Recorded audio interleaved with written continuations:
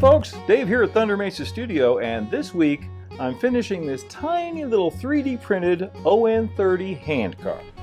While looking around for a project that I could finish in the limited amount of time that I have available this week, I remember that I have this great little On30 handcar. This is 3D printed, and before you ask, no, I'm afraid these are not commercially available. This was a special one-off that was done for me at my request by a friend. It's a beautifully detailed 3D printed handcar. You might be able to find other products out there that are similar, maybe white metal castings or things like that on the market in On3 or On30, but these particular ones are not commercially available. However, this will give you some good insights into my personal techniques for painting detail parts like this. The thing I like about this little car is that it bears a very, very strong resemblance to the Kalamazoo Handcar from Disneyland. And this was a gift to Walt Disney from the Kalamazoo Manufacturing Company. And it was one of his favorite things, and he used to, there's photos of him riding it around the rails at Disneyland, and for many years it was parked on the passing siding in front of Main Street Station at Disneyland. I actually don't know where it is now.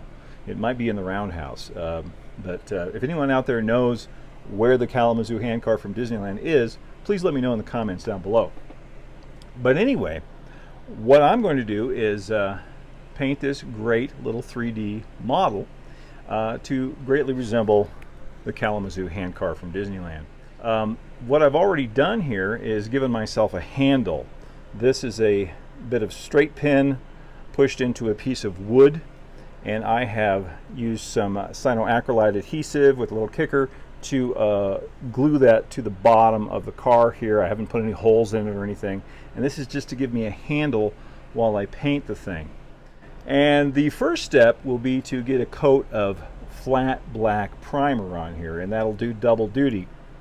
Not just as a primer for the rest of the model, but as the actual black color for the undercarriage parts and all of the hardware on here. Now here's another handy little tool I like to use when painting parts like this. It's basically just a clothespin on its stick. Allows me to get full coverage all the way around on little detail parts like this. And here's the paint I'm using.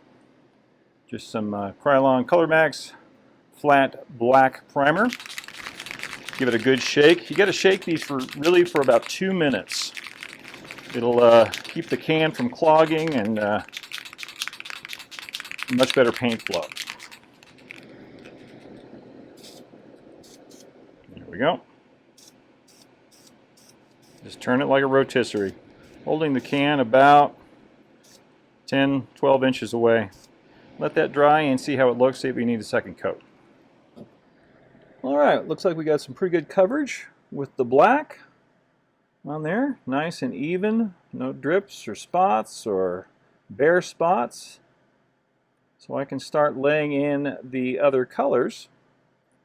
And to do that, I'm going to be brush painting this.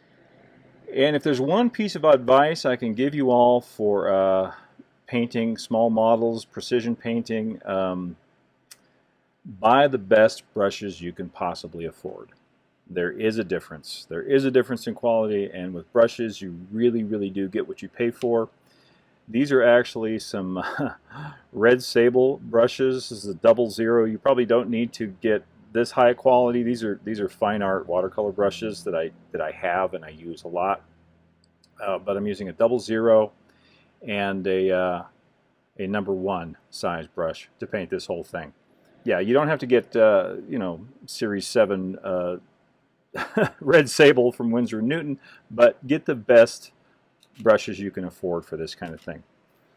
And the first color I'm going to lay in, I think, is the red on the wheels. Do the wheels first. Now, unlike the Kalamazoo car where it just has red pinstriping, that's not going to show up very well at scale and would be nearly impossible to do. I mean, I could try, but I'm going to paint the entire interior of the wheels, all the spokes and everything red, and that'll be a nice, that'll look pretty nice. A couple other things I have to help me out. A magnifier, a foldable magnifier, and some reading glasses. A lot of people use an OptiVisor. OptiVisors bug my eyes, so for whatever reason. But I find these readers work pretty well for me. I exchanged my regular glasses and put these on, and I can see better all of a sudden. So give this a good shake, and then we'll start on these wheels. I don't know if you can see what I'm doing here, but as I come right up to the edge of the flange on the wheel here, I'm using the flat of the brush. I'm not trying to do this with the point. I'm using the flat of the brush and using the shape to my advantage to try and just bring the paint right out to the edge there. Notice also I use my other hand, my pinky there, to steady my hand as I go here. It's a little bit steadier than just have it hanging out there in space. And you need all the help you can get when you're painting tiny little parts like this. Take your time. Don't be in a hurry. It's not bad. I can see a few places I'm going to need to touch up, but for the most part, pretty good. On the Kalamazoo car, you can see it's got some Cal/OSHA approved non-slip surface on there. But my friend has created this a little bit more historically accurate, and it's got wood on top. So I'm going to start by painting that with some Vallejo Air dark brown. Alright, I'm having a slight change of plans on the yellow. This Vallejo medium yellow is not really quite the right shade. I want more of a golden yellow, at least judging by the photographs. And I've got some diarylide yellow from Golden Acrylics, which also covers better. This was a little thin. I was going to have to use quite a few coats to get a good opaque coverage. So this one I can probably do it in 2.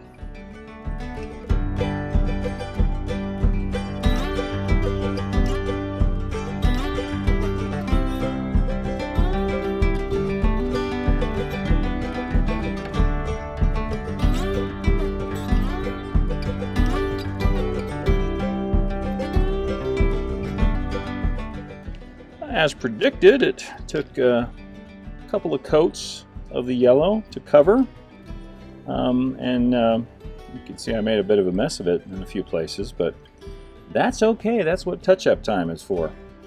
Now I'm going to go back and touch up with the brown on the deck here and the black. I've got some acrylic black to touch up some of the rigging and stuff where I've got a little bit of yellow on there, and so that's the next step, touch-up.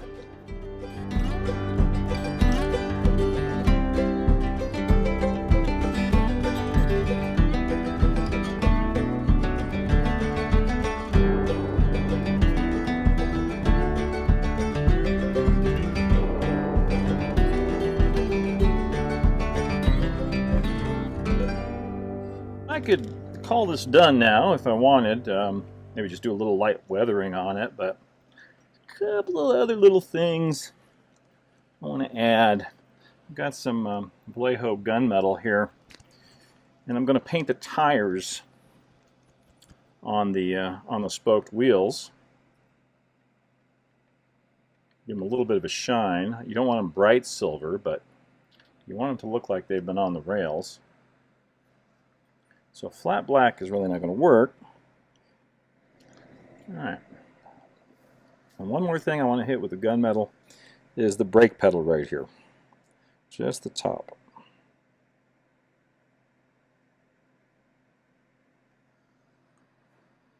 There we go. And there is also a little brass plate on each end of the handcar, and I'll try to replicate that. A little bit of Vallejo brass here. One of the very last things I want to do paint-wise is dry brush some light tan across this deck here to give it a little bit more of a wood look.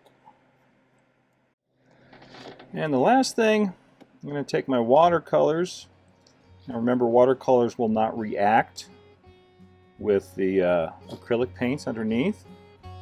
And just use a thin wash of burnt sienna mixed with a little bit of cobalt blue just to bring out some of the details here.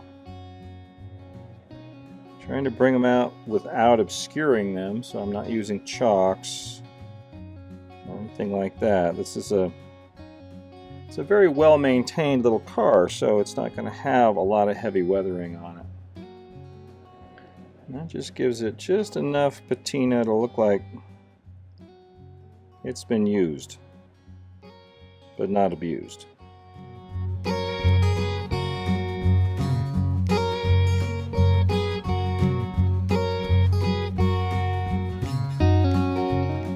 And that's going to wrap it up for this little project. Painting small details like this takes some time and effort, but I always think it's worth it for how much they bring to the scenes. I hope you found some of the information useful, amigos. Adios for now.